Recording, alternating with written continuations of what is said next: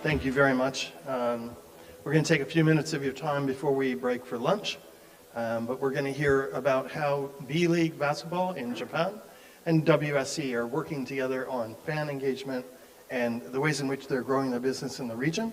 So I will turn it over to Chihiro and to Guy. Why don't you take us off? Thank you for introduction. My name is Chihiro Saito. I oversee the international development of B.League.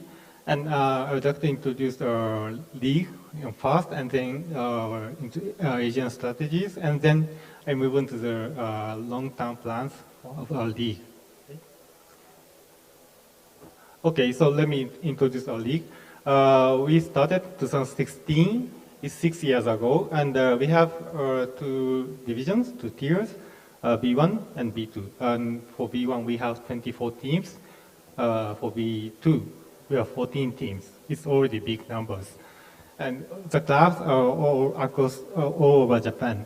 And if you just to imagine the size of our league, our clubs, average budget is around 10 million US.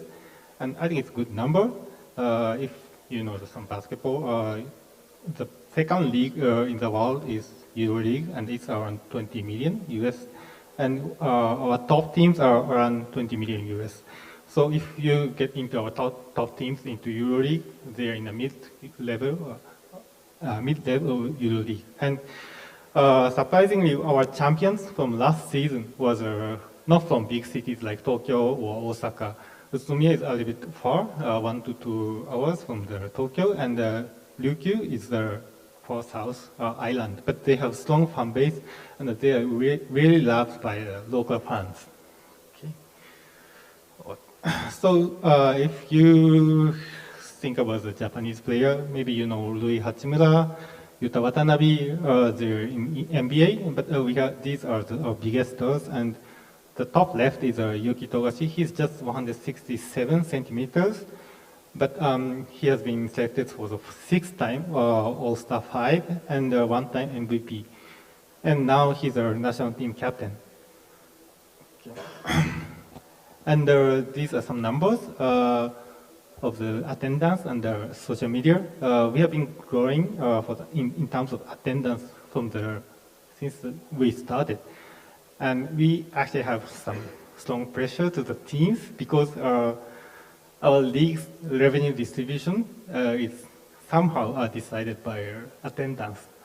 So, but at the same time, we support a lot for the clubs. We build ticketing platform, so all league-wide, and also we send people to teams to support their ticketing strategies. So in 2019 to 20, we had because of COVID, we had to cancel the league, one side of the league games, and then in the next 2 seasons, capacity was like 50%, but still like growing. And the social media is really important for us because in Japan, FTA exposure is very limited, and we are just a baseball, soccer, and we are start. So we didn't have enough reach in FTA, so we focus on the social media from the day one, and it keeps going. Okay. And we move into some Asian strategy part. What we did from 2020 is we set Asian players quota. So as part of Asian players quota, you can have one Asian player in each team on top of your regular import. So it's opened up some opportunity for Asian players, and now we have China, Korea, Taiwan. These are friends and rivals in East Asia, and the Philippines and Indonesia. These are 2 co-hosts of the FIBA World Cup next year. And for coming season, actually we have 15 Asian players coming to our league, and it's almost 40% of the team now are Asian players. So what we did to just at the first is we opened a non-Japanese social media account on Facebook. It was the first step, and every year we got 100,000 followers increased. And also we opened Instagram account in English and Taiwanese. So in English account, we focus on Filipino players, just a lot of highlight of Filipino players. And for Taiwanese account, we focus on Japan national team players. We have good long-term relationship with Taiwan, and they organize a tournament called Jones Cup every year, and we send a national team player. So Taiwanese fan knows a lot of our national team players. Okay.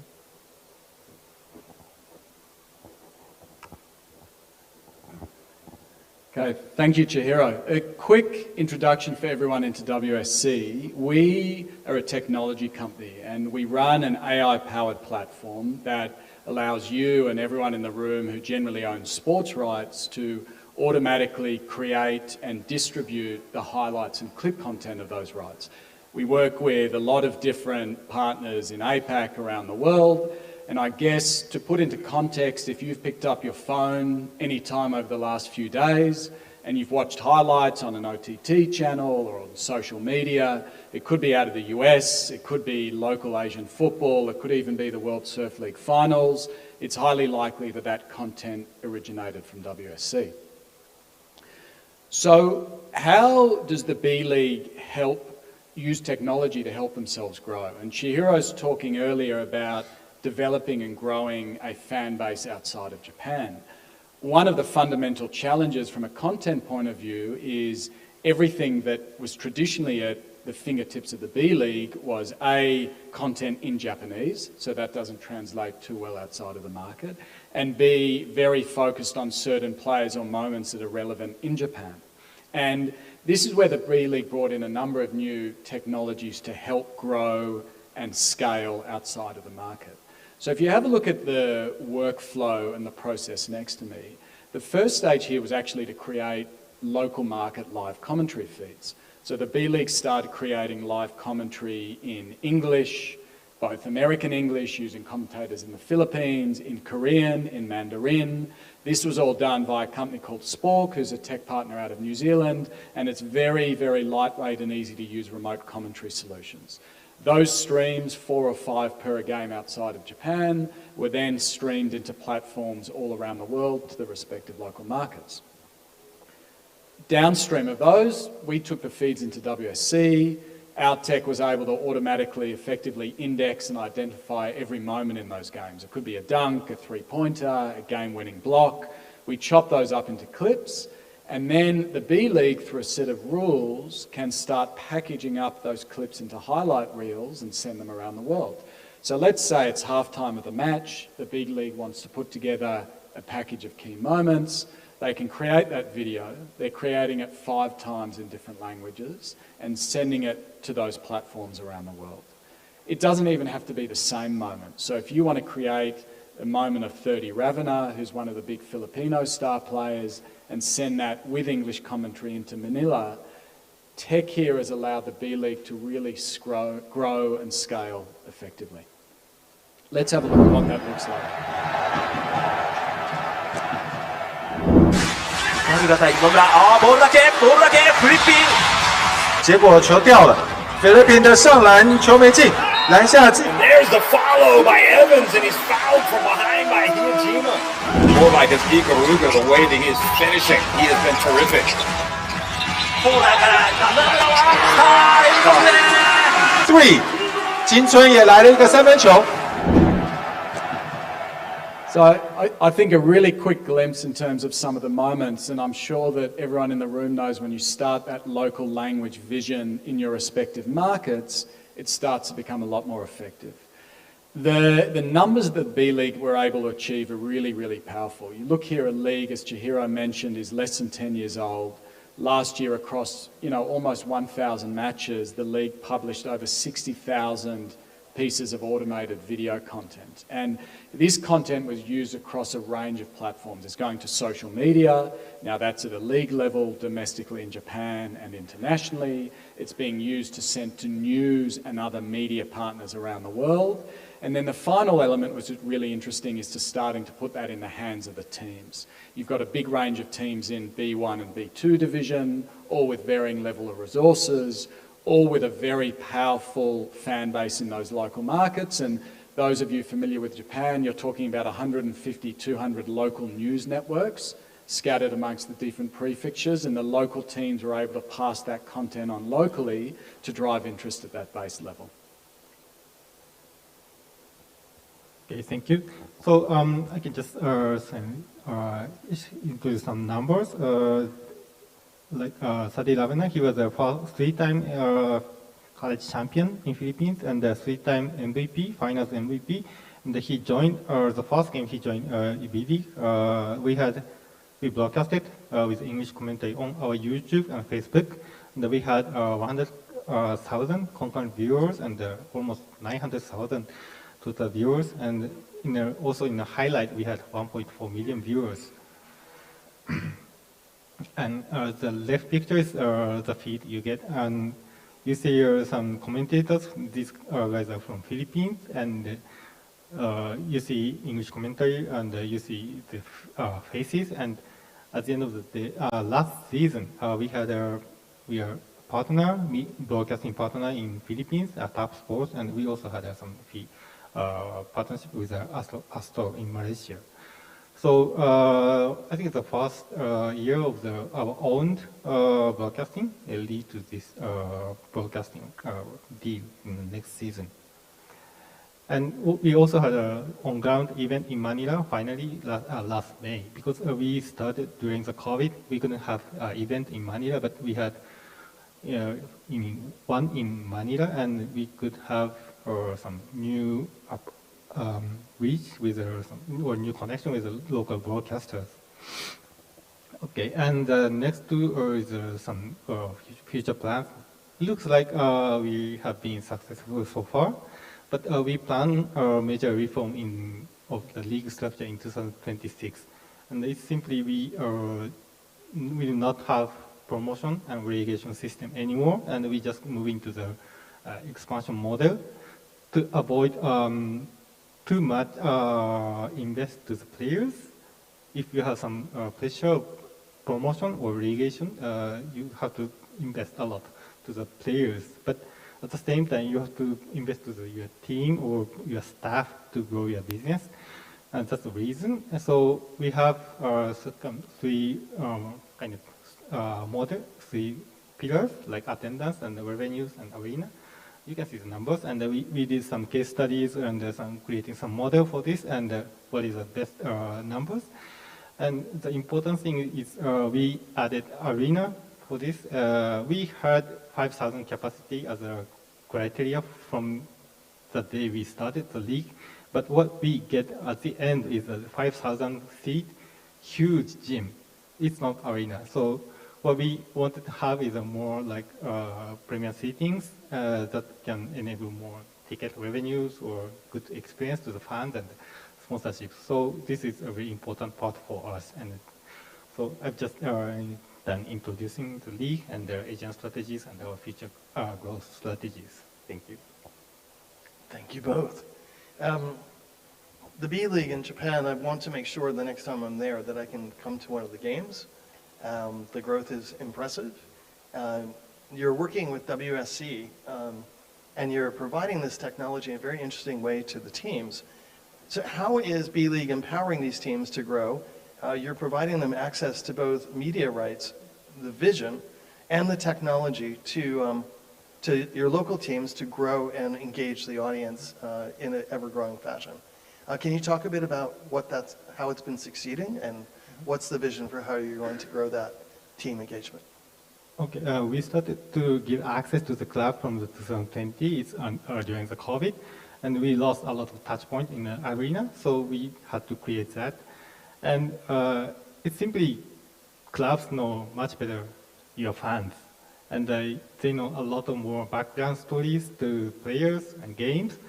So we are utilizing the technology to send real-time highlight, but at the same time, you just need some kind of good caption to tell the story to the fans. So that's why we get access to the teams. Excellent.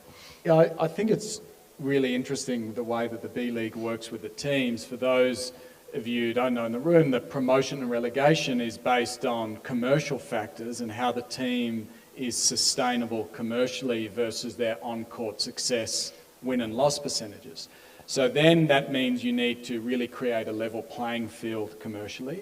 Across B1 and B2, I think Chihiro would agree there's a big difference between the big clubs in B1 and the smaller teams in B2. So again, how do you offer them resourcing?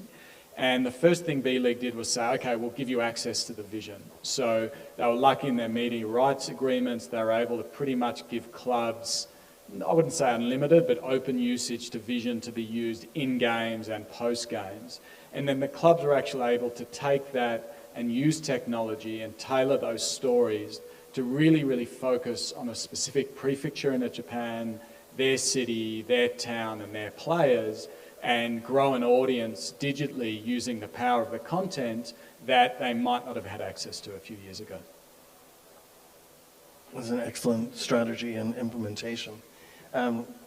B.League has visions in the region as well. Can you share a bit about your expansion plans and your strategy to achieve a greater regional base, how that's going to work? I think we're in a good position. If you think about the import in basketball, you get the American players, but now we have Asian players, a lot of Asian players. Also, we have now some good national team level players from Europe. So from Spain, Slovenia, Croatia, Germany, Hungary, Czech Republic, those are good teams in good countries in Europe. So it's really like more costing point of Europe and Asian and American basketball. So we can provide a lot of good opportunity for Asian players to develop their games and their plays. And we also want to expand our Asian players quota to some, maybe all over Asia, or it's still discussing, but we want to expand it to the Asia. And eventually we want to attract more best players to our league, and we want to be the best league in Asia. That's excellent. The way in which you're reaching fans and being able to produce these highlights and clips within a few minutes of the end of the match as well as during halftime is quite impressive. We'd like to see if there's any questions from the audience, but we don't see the Q&A panel up, so I'm going to ask one more, which is, when did you start working with WSC? What are the things that you think are working really well in the partnership? And what are the things you'd like to do more of? Together. I see it, but what are your plans together? How are you going to work together to make B.League part of a regional sports phenomenon?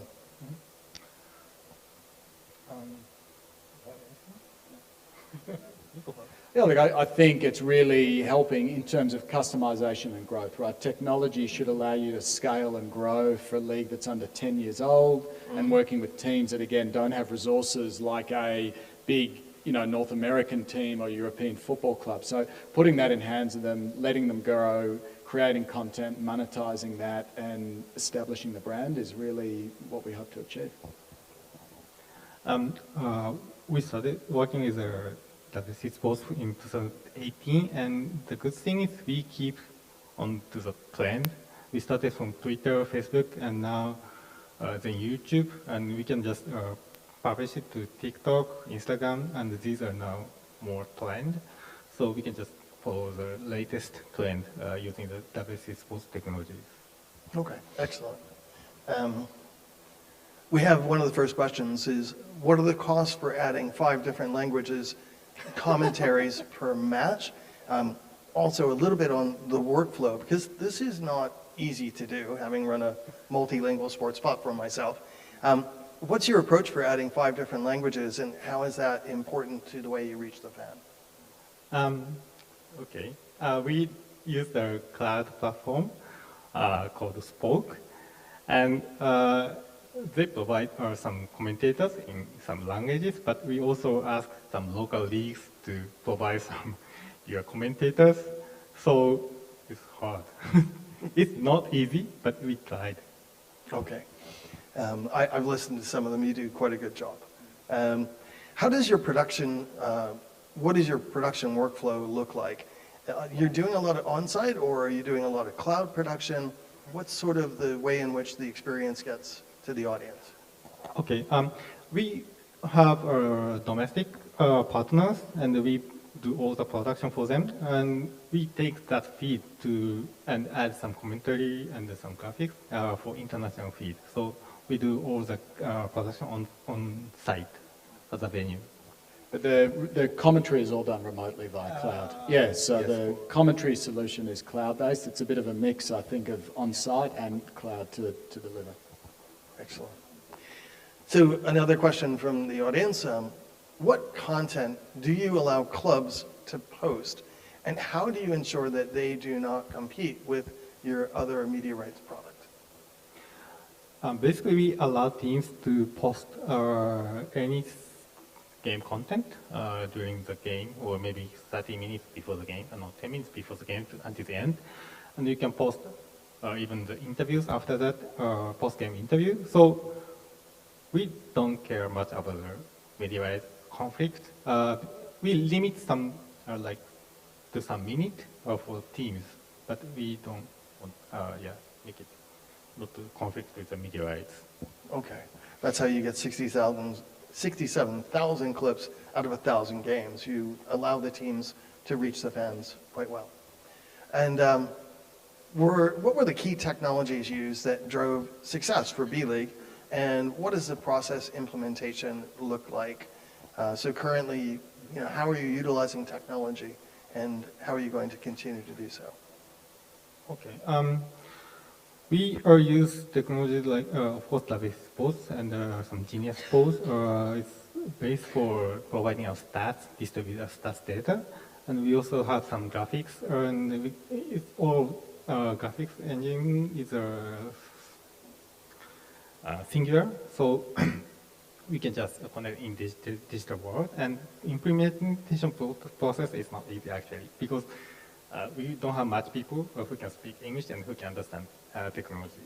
But fortunately, I speak English, I understand some, and I was a programmer in my first job, so I know some kind of understanding of the technology. So somehow we could do it so far. And finally, I'd love to have a last word from both of you on this question.